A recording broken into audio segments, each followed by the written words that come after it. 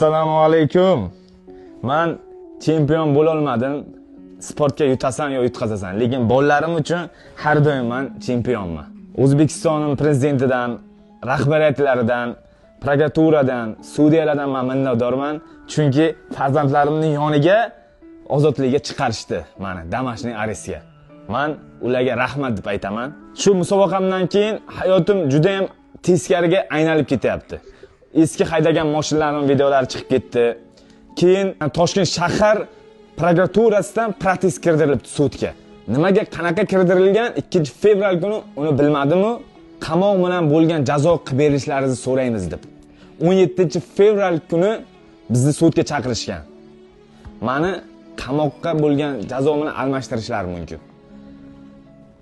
Farzandlarimni ko'ziga men qamoqqa vaqtim quvonch yo'q edi.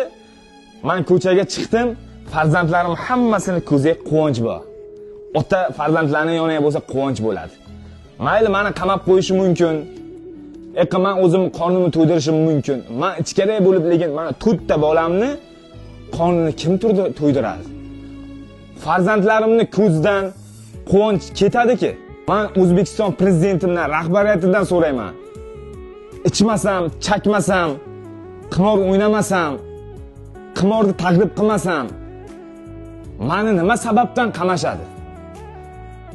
Men shuning uchun prezidentimdan, u kishining qizlaridan, oilasidan iltimos qilib so'rayman, rahbariyatdan iltimos qilib so'rayman. Meni farzandlarimni yoniga qolishlik, ulardan motivatsiya olib, harakat qilib, jang qilib, O'zbekistonning bayrog'ini yuqoriga ko'tarishim. Men chet ellarga qiynaldim, shuncha yurdim, lekin O'zbekistonga kelib maza qilib yashayapman. Bundan men faxrlanaman o'zbekligimdan. Shuning uchun men sizlarga chiqolman. Meni sudga chaqirishyapti. Protest kirdirilgan, uni qaytadan qamoqqa almashtirilsin deb.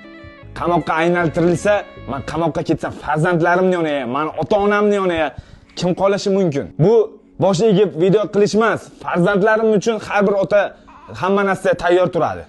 Uydan chiqmaslikka tayyor turadi. Farzandlar uchun hamma narsaga ota tayyor turadi.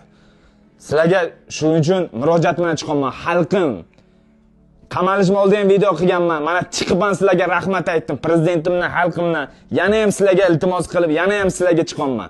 Blogerlardan yetib borsin prezidentimga, rahbariyatlarda men qolishligim. Farzandlarim yoniga O'zbekistonning bayrog'ini yuqoriga ko'tarishga. MMAdan birinchi marta chiqdim, birinchi marta MMAga.